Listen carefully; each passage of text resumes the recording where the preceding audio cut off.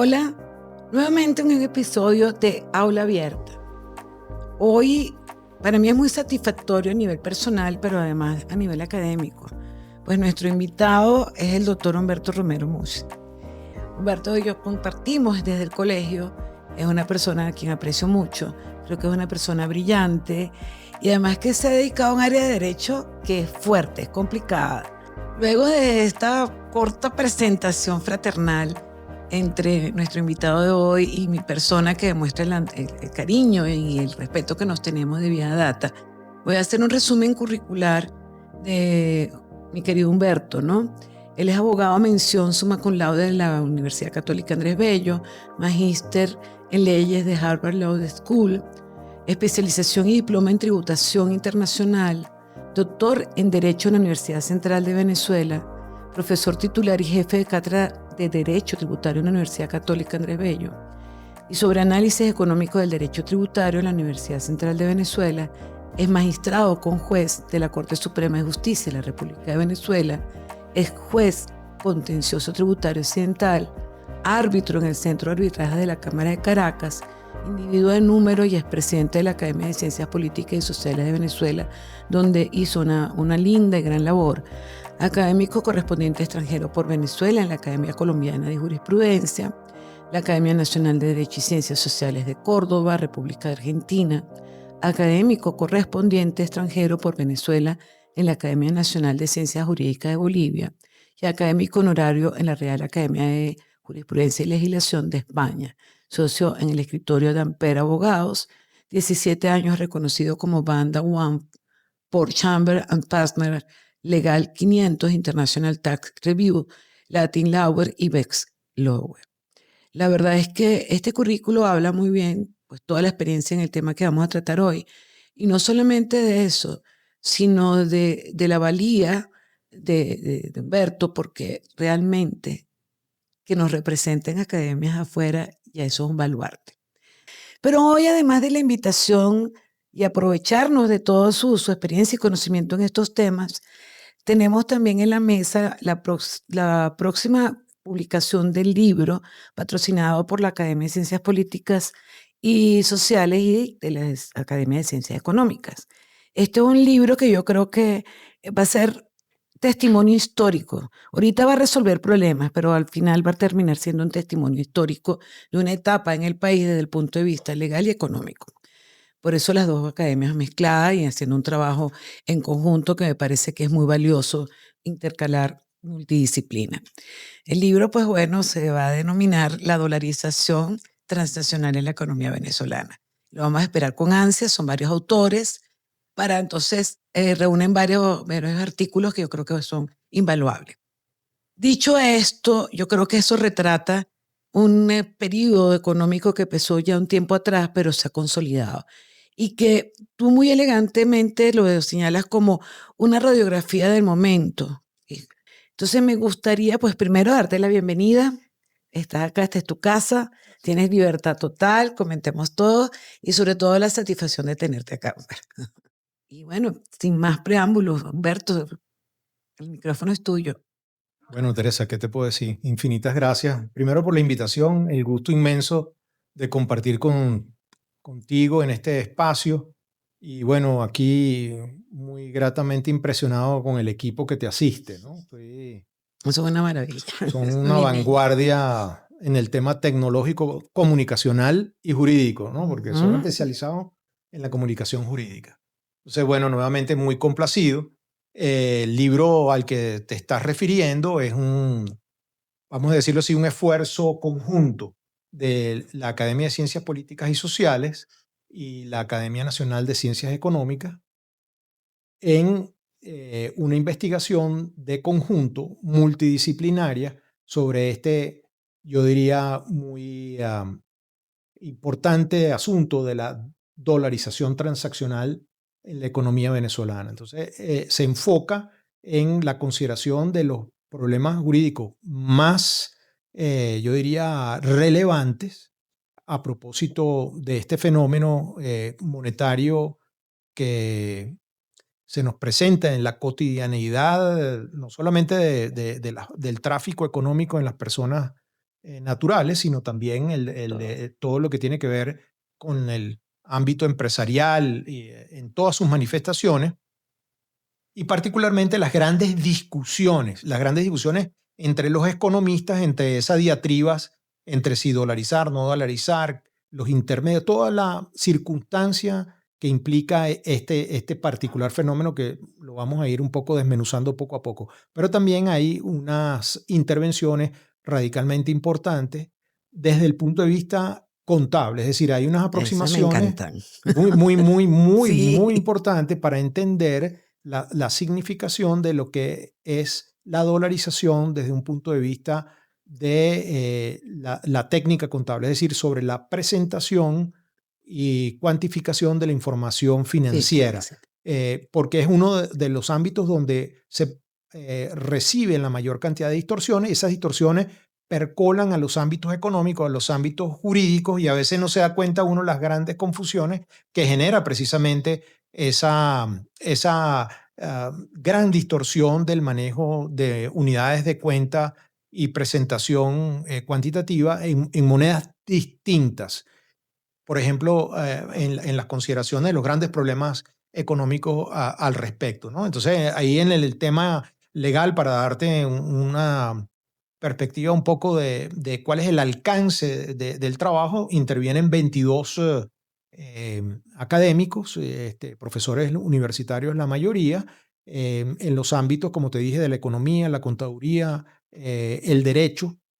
Y en el derecho, particularmente, los aspectos más importantes son el tema de la contratación en moneda extranjera. O sea, decisivo todo lo que tiene que ver con la funcionalización de los intereses en unos escenarios de contratación multimoneda, que ha sido un tema muy conflictivo.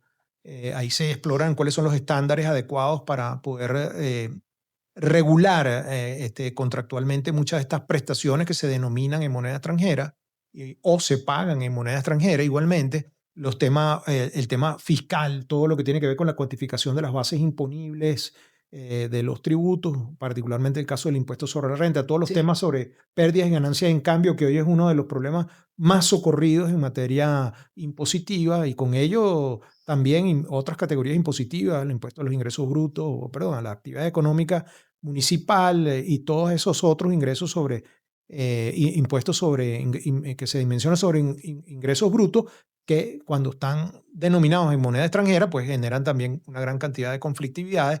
Tema laboral, todo lo que es las remuneraciones calculadas en moneda extranjera, pagadas en moneda extranjera, son temas que, bueno, son de orden significativo. Y los aspectos procesales en todas sus manifestaciones, en los juicios o en los arbitrajes, siempre estas categorías prácticamente sorprenden a todos los operadores jurídicos. Y los economistas, bueno, que son Esto para los primeros, yo diría, dolientes. sí, en las grandes discusiones son, tú sabes, por ejemplo, ¿por qué hablamos de una dolarización transaccional y no hablamos de una dolarización formal? ¿Cómo se diferencia lo que tenemos nosotros en relación con otras jurisdicciones en el derecho comparado? Por ejemplo, el caso de las discusiones que se están llevando a cabo ahorita en Argentina, o por ejemplo, la circunstancia ecuatoriana o la Ujú. panameña, por acercarnos al La medio panameña que tenía latinoamericano. años, por ejemplo, y ha Sí, ¿no? funcionado. Y donde se dice, por ejemplo, que esa dolarización formal, esa dolarización significa pues un elemento de estabilidad Sí. monetaria. Todo lo que es el proceso económico se desarrolla de una manera más confiable, E las incluso el valor de expectativas su moneda. se mantiene por estabilidad, y en consecuencia otra vez las expectativas de los operadores económicos están fundamentalmente óptimas. Toda la charada, yo diría que en el caso venezolano viene dada por la particularidad de la hecatombe económica que hemos vivido, ¿no? Porque se dice que la economía venezolana ha sido verdaderamente estresada en forma radical, y la prueba plena es justamente la hiperinflación, la hiperdevaluación. El efecto más distorsionante es justamente el de la confianza. Justamente la dolarización es la otra cara de la moneda de la disfunción de la moneda de curso legal, que es el bolívar. La disfunción, ¿por qué? Porque el bolívar perdió sus funciones. Voy Tema a de hacer un la... inciso, perdón. Yo tuve el regalo, la dicha de que pude tener parte de algunas cosas del libro, ¿no? Y cuando tú hablas de la parte fiscal y financiera, me encantó, porque de verdad que hasta para explicarles muchas veces a los accionistas, y los que no están acá, como que esa distorsión a ellos les cuesta. Yo que no soy experta en tributar, yo estaba disfrutando y decía, ay, qué bueno, esto lo tengo que guardar para mostrárselo todos los días y que entiendan, porque de verdad que es un gran hueco. Tu inciso sirve para explicar lo que viene, que tiene que ver justamente con la disfunción del bolívar y el porqué de la dolarización transaccional. La disfunción consiste en la pérdida de las funciones naturales de la moneda de curso legal. Las funciones monetarias esenciales son la de ser, ante todo y por sobre todo, un medio para atesorar valor, un medio para denominar las obligaciones que llamamos pecuniarias, o sea, las obligaciones de dinero, y un medio de pago. Pero cuando la moneda de curso legal pierde confianza, inmediatamente hay un repudio hacia la moneda y el mercado y todos los operadores económicos se desplazan al uso de aquella otra moneda que les sirve de refugio y finalmente como medio de pago.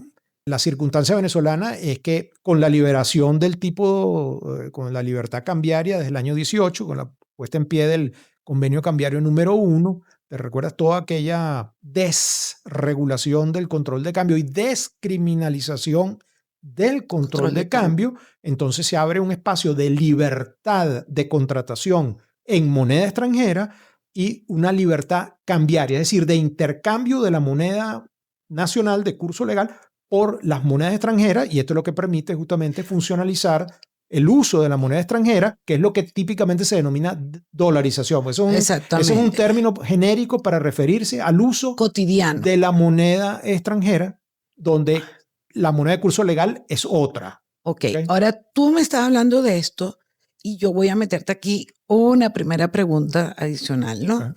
Tú dices que ya no hay ninguna normativa legal, pero existen muchas normas regaditas que siguen teniendo limitaciones en este tráfico o negociaciones o contratos, obligaciones dolarizadas o en la moneda que se trate. Y están allí y están vigentes. Entonces, pero por el otro lado, la realidad. Y yo te voy a poner un caso que además tú sabes que yo trabajo mucho en la parte inmobiliaria. Entonces, nosotros nos reímos desde el punto de vista formal, porque cuando tenemos que hablar de un contrato de arrendamiento de vivienda, decimos, todos los que están haciendo contratos de arrendamiento de vivienda están ilegales. Y están ilegales porque la ley dice que no. Pero fíjate tú qué curioso. Desde el mismo órgano competente avalan negociaciones en dólares. Sí. Entonces, allí vemos una realidad fáctica, que es como yo decía al principio, la economía te lleva por delante. Sí. Y después tenemos una realidad legal que tampoco está como muy clara. No, y precisamente lo que tú estás planteando el tema de la dicotomía. Así de es. La dicotomía, esa situación blanco-negro que se presenta un poco en este contexto, donde a pesar de esa desregulación y la descriminalización del control de cambio y la libertad cambiaria que se firma, sin embargo hay una gran cantidad de zonas de penumbra, hay una gran cantidad de ambigüedades y vaguedades en la propia normativa donde se afirma la libertad cambiaria, pero por el otro lado hay ciertas normas que pueden ser interpretadas de una manera o incluso promulgadas posteriormente. Y las que existían anteriormente, que no se sabe si están derogadas o no están derogadas. Hay quienes afirman que la derogatoria es plena, íntegra, y que la descriminalización, por ejemplo, significa que no hay ningún ilícito asociado a la circunstancia de intercambio de divisas, es decir, a todo lo que es el tráfico de moneda. Y este proceso de dolarización que nosotros estamos viviendo jurídicamente es absolutamente informal. Es informal porque la dolarización no está prohibido, pero no está expresamente permitido. Eso quiere decir que el bimonetarismo que podemos estar viviendo todos los días cuando tenemos que pagar, por ejemplo, con un billete en dólares, porque no hay billetes en bolívares, o tenemos que denominar un contrato en dólares y pagar en bolívares, o cualquier otra transacción donde utilicemos el euro, la moneda, inclusive los criptoactivos que están denominados en estas otras monedas, pero son activos, no monedas. Entonces, todas estas transacciones van a versar sobre estas unidades de cuenta y pago, pero lo importante que entiendes es que no está regulado ese bimonetarismo.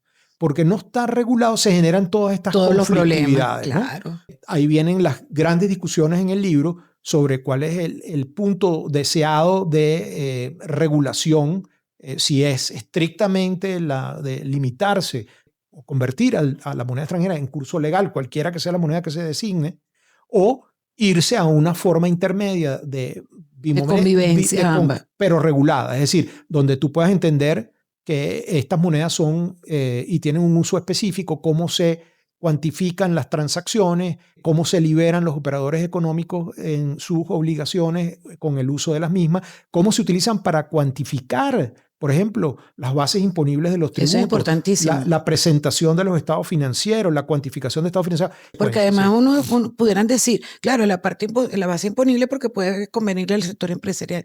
No, es que de repente el Estado también está perdiendo. Absolutamente. Aquí está, porque la situación es tan cambiante que en un momento dado puede cambiar. Ser en perjuicio del empresario en otro momento del Estado. Así es. Entonces necesito reglas claras sobre esos aspectos. Así es. Yo te confieso, y yo creo que a ti te debe pasar igual, nosotros somos del Bolívar. Sí, bueno, fíjate tú que... Queremos nuestro Bolívar. No, la pregunta no puede ser más pertinente porque es parte de las grandes discusiones. A mí me llamó muchísimo la atención que es una discusión económica, donde están las grandes variables de la economía, entran en consideración, etcétera, etcétera.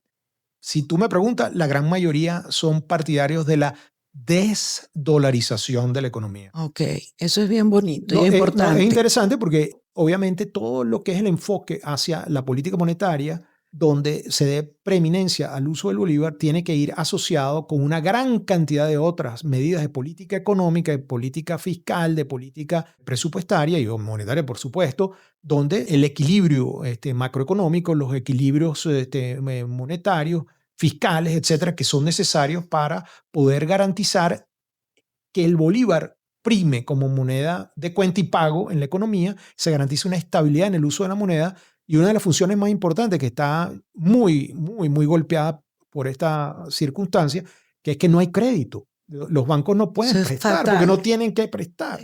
Por supuesto que hay otros economistas que opinan que hay que ir a una posición mucho más radical, que es la dolarización plena, simplemente porque prácticamente no confían en las autoridades monetarias y quieren enervar todo riesgo posible de monetización del déficit fiscal y emisión descontrolada de la moneda de curso legal. Eso es un poco las dos posiciones. Las dos posiciones. En el medio están, como te dije, los que pretenden una bimonetarismo, pero ordenado. Hemos conversado, Humberto, varias veces sobre la parte esta fiscal de las ganancias no reales. Es un tema que particularmente a mí me interesa mucho, porque yo creo que crea una falacia, una mentira allí, y además crea un sistema de desajuste, ¿no?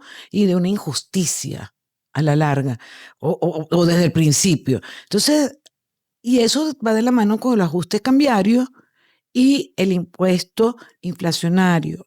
Además, también yo creo que tiene que ver un poquito esto del ajuste por la inflación, que también pasó como que ya no sé ni qué paró.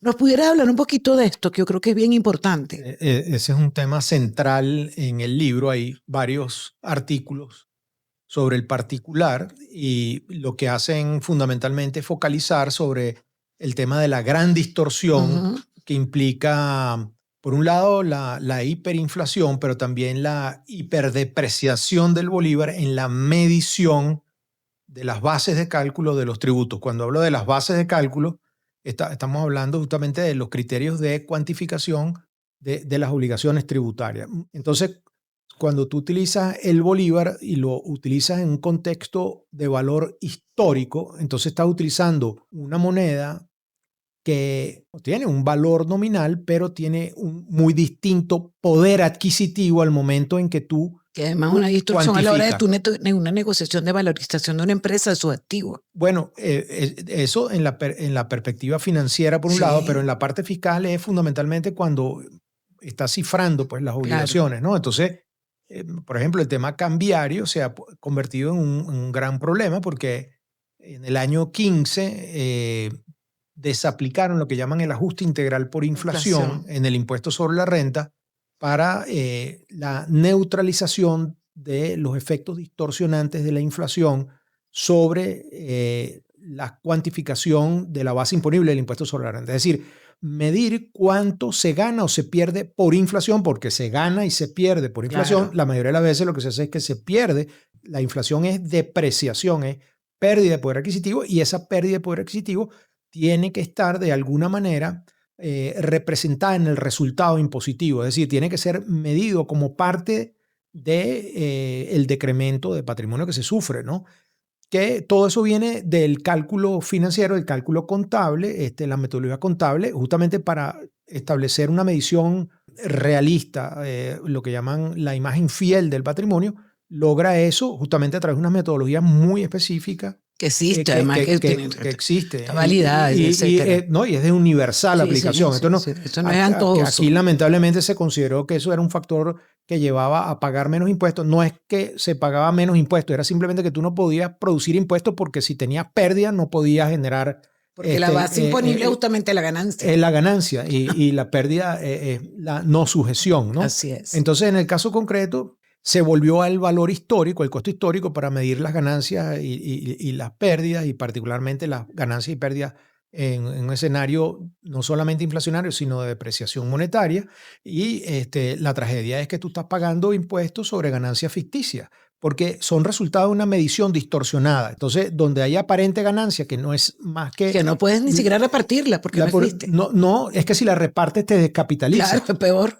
Pero fíjate tú, estás midiendo una pretendida ganancia, pero la estás grabando, la tarifa máxima es del 34%, entonces después de pagar impuestos sobre esa ganancia, lo que tú tienes es menos patrimonio, es decir, te estás descapitalizando. Esa descapitalización implica a la larga la destrucción de la actividad económica y tiene lo que podrían llamarlo los tributaristas un efecto confiscatorio. A la larga, ese es el paradigma del efecto confiscatorio. Bueno, esa es una tragedia. Hay cualquier cantidad de interpretaciones sobre el particular. Todo eso se examina en profundidad y se establecen una serie de recomendaciones de tipo práctico. Y por supuesto hay una aportación, por cierto, muy valiosa en el trabajo sobre el tema estrictamente contable, ¿no? Okay. Donde una de las personas, yo diría, contadores más calificados en esta materia, opina sobre estos temas. Ahorita tú me comentabas sobre la moneda funcional. Bueno, ese es un término exclusivamente contable, que lo que trata es justamente de identificar cuál es la moneda del entorno económico, porque es la moneda que sirve para cuantificar mejor, de una manera más uniforme, llamémoslo confiable, realista, la realidad económica, y en consecuencia tener una aproximación que sea más confiable, más comparable, en definitiva útil. Y eso los contadores lo tienen muy claro, lo tienen muy bien, yo diría, regulado desde un punto de vista técnico. Fíjate, uno de los problemas ahorita más, yo diría, trascendentes a propósito del problema cambiario es el de la inconvertibilidad. Estoy hablando de la inconvertibilidad del bolívar desde un punto de vista técnico-contable. Claro. Ojo, que se oiga bien. Inconvertibilidad técnico-contable. La tragedia de la inflación es que los valores nominales respetan las apariencias, pero destruyen la realidad. Cuando tú te das cuenta, simplemente estás descapitalizado. Claro. Y eso es lo que nos ha venido ocurriendo. Ya yo diría, el país está exhausto. Se ha defendido porque la mayoría de la gente lo que termina al final del día es buscando todas estas vueltas, como son la dolarización informal de la economía y tal, que es una forma alternativa de lograr preservar valor, poder adquisitivo, y finalmente poder continuar con el giro de operaciones, transando también en una moneda que pueda permitir otra vez preservar el poder adquisitivo de una manera más conveniente, ¿no? Todos esos asuntos, pues como te dije, son harto bien tratados. Pues. Además es la resiliencia del venezolano. Absolutamente, esa es una manifestación justamente. Yo creo que de somos adaptación. héroes en muchas cosas. Así es. Eso es verdad. Así es. Fíjate tú que hay una parte, vamos a hablar de la parte social. Oímos que muchos trabajadores devengan un salario dolarizado también, pero hay muchos casos que no. Pero no solamente recibir el salario, porque yo te puedo poner como ejemplo, o sea, pongamos un personal mío que entró alguna cuestión y yo le quiero dar una bonificación que pueda ser significativa. ¿Cómo hace ese trabajador para proteger ese dinero? Que incluso para acceder a una cuenta bancaria en bolívares hoy en día ya es complicado. Dime tú por algo en dólares. Entonces hay un sector que parece como que está beneficiado o mejor posicionado ante el mercado en sus relaciones, y hay otro que no tiene ningún acceso. Así es. Justamente una de las, yo diría, distorsiones y de los sectores más distorsionados por la dolarización informal de la economía es precisamente el laboral, porque, como tú mismo lo dijiste, hay la dinámica social y particularmente económica ha obligado en muchas relaciones laborales a poder redenominar la unidad de pago y cuenta, por ejemplo, en dólares, aunque se pague en bolívares al tipo de cambio a la fecha Del del pago. pago, pero le permite mantener una estabilidad en el poder adquisitivo, repito, que no tendría si fuese exclusivamente denominada en bolívares. Por eso se crea entonces una brecha entre los que tienen las posibilidades de ser dolarizados y los que no la tienen. Eso evidentemente es desde un punto de vista, yo diría, de la Otra justicia, distorsión más, pero te- además es te- una te- parte de la justicia social muy, que es muy, relevante. muy, yo diría, conveniente, pero es otro de los retos que obliga un poco a tratar el tema de la estabilidad monetaria con muchísima más seriedad, pues, ¿no? Porque evidentemente todo este efecto se vive con mayor crudeza, mayor dureza, con mayor perplejidad, es justamente en los sectores de menor poder adquisitivo que no tienen las alternativas de poder obtener una remuneración dolarizada o de alguna manera protegida en su poder adquisitivo. Si tuviéramos que resumir qué inconvenientes nos trae a nivel contable, legal, fiscal, todo este sistema que se nos ha impuesto por necesidad, porque el mercado lo pauta, punto. Yo siempre digo que aquí el mercado se lleva por delante todo el Sí. mundo.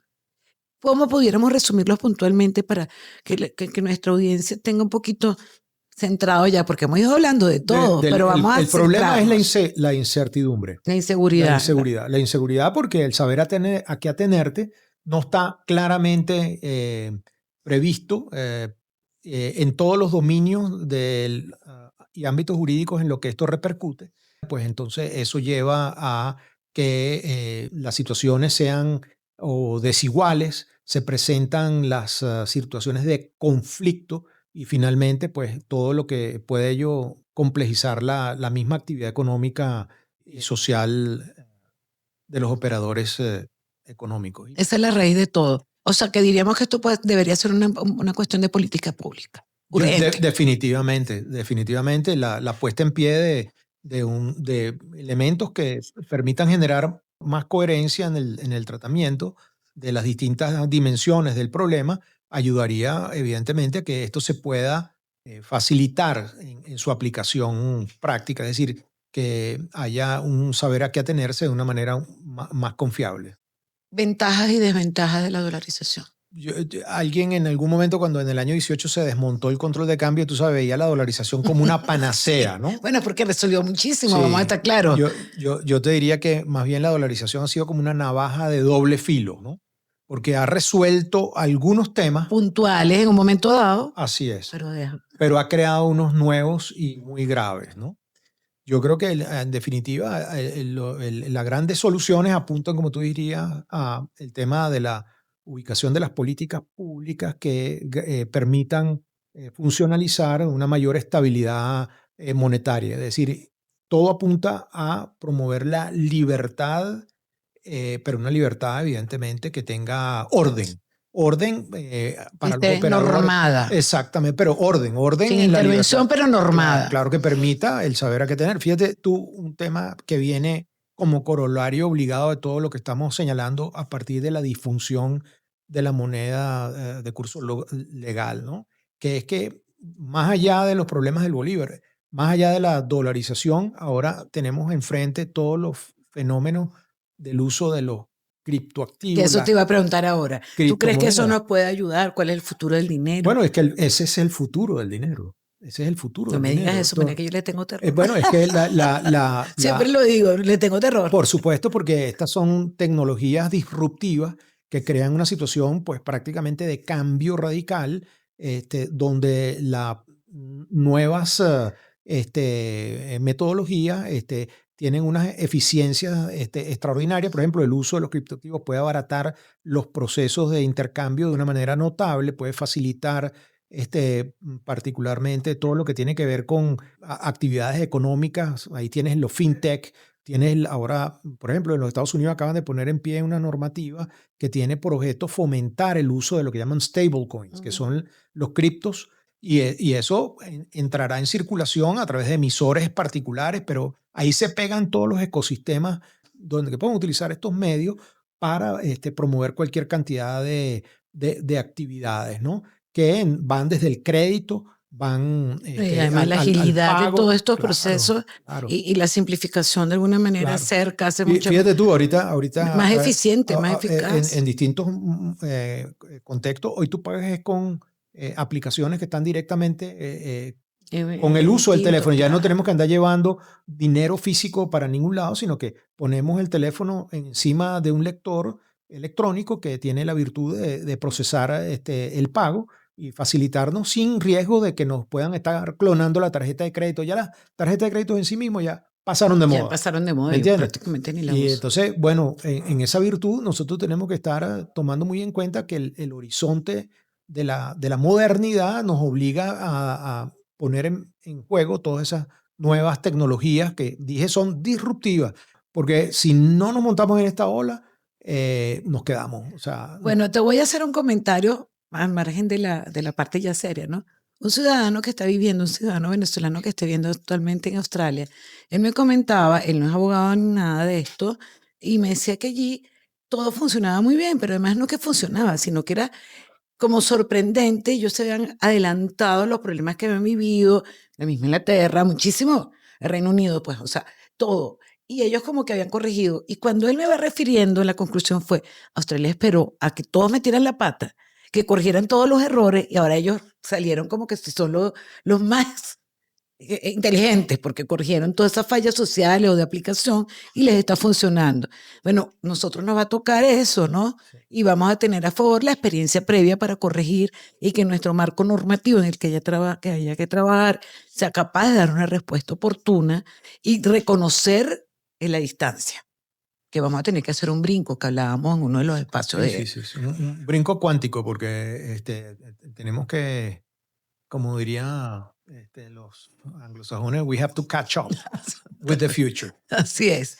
Bueno, ¿qué conclusión? Además, antes de terminar, dos peticiones. Una, bueno, la que ya te dije, conclusión, pero adicionalmente dos. Me gustaría que hables del libro, cuando tienen previsto el bautizo en el Palacio de las Academias, y ya luego, pues, unas palabras a todos los abogados jóvenes que están como que un poco decepcionados de esta carrera, las oportunidades que hay. Sobre todo, fíjate tu área es un área que pareciera que es árida, ¿no?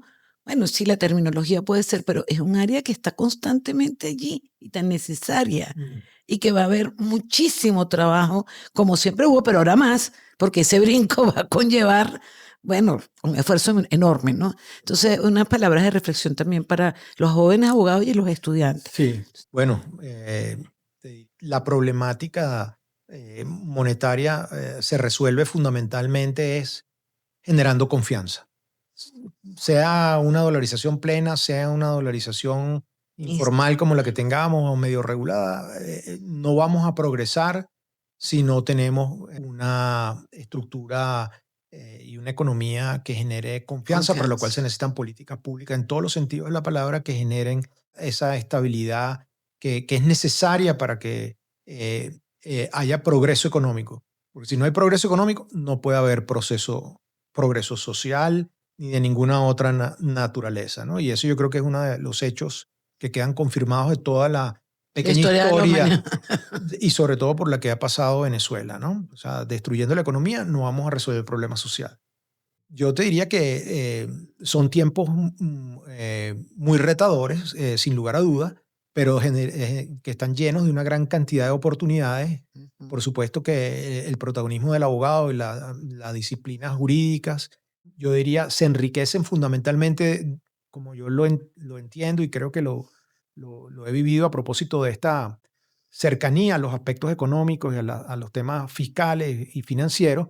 Y es que yo creo que la modernidad del derecho viene por la multidisciplinariedad en la aproximación al fenómeno jurídico. Es decir, la mayoría de nuestros esfuerzos deben ir dirigidos a tratar de formar un abogado, y los estudiantes de derecho tienen que tener esa, yo diría, convicción de sumar conocimientos en distintas disciplinas que sean eh, consistentemente útiles para, por ejemplo, cualquiera de las... Y ya los abogados muy viejos, eso tenían conciencia y te decían, un abogado tiene que ser culto. Sí. Ahora es culto tecnológico y exactamente, ahí viene un tema.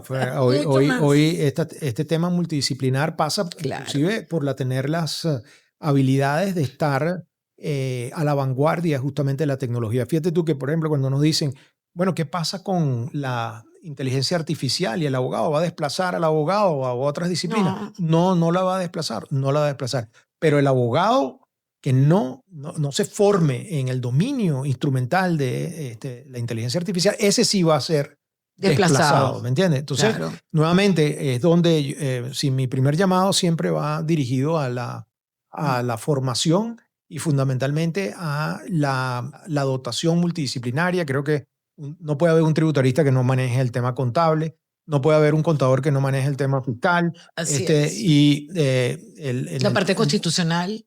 Es de la esencia del fenómeno jurídico en cualquiera de sus manifestaciones. Entonces, tiene que haber un importante compromiso y yo creo que nada se le va a hacer más fácil a las generaciones que vienen, todo lo contrario, va a ser más exigente. Difícil.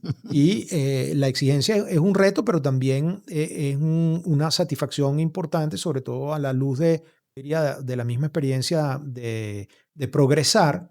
Y bueno, el compromiso es con el estudio, más estudio, trabajo, constancia, y honestidad. Más trabajo. El libro no me dijiste, tenemos previsto. Bueno, no, el libro va a ser presentado en una sesión conjunta de las dos academias en el Salón de Sesiones de la Academia de Ciencias Políticas y Sociales el día martes 4 de noviembre. Ya voy a anotar.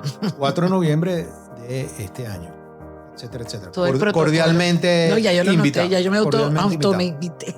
Invitado. Bueno, de verdad que esta conversación ha sido muy grata, espero que para ti también. Creo que fue muy enriquecedora. Fue un tema que abordamos a pesar de la complejidad de una forma simple y nos queda siempre mucho que hablar. Esta es tu casa cuando quieras hablar de otro tema. Gracias. Podemos seguir porque aquí pareciera que los temas nunca se acaban. Sí. Hay tanto que hablar. Te invito a hablar de uno que es, yo diría, verdaderamente relevante, que fue mencionado aquí, que es este tema de estas tecnologías disruptivas, particularmente todo lo que tiene que ver con los criptos, el futuro ¿Aceptas entonces el reto? ¿Cómo no? Pero bueno, lo dejamos para otra. Claro, en otra oportunidad, pero ya sé que tenemos... Claro, no, pero sí, mesa. Muy importante. Eso yo te diría que hay que ponerlo en la vanguardia de las temáticas de actualidad, entre otras cosas, porque esos son los estímulos hacia el progreso. Perfecto. Ya sabes que eso es otra conferencia, otra conversa entre nosotros. Gracias, Humberto. Para mí ha sido un honor. Para mí. Además que tú sabes que siempre te he tenido aprecio y respeto. Yo creo que, como dije al principio, creo que tú eres una persona con unas condiciones muy, muy especiales en cuanto al estudio, la disciplina, y eso es lo que creo que hace buenos profesionales, excelentes profesionales.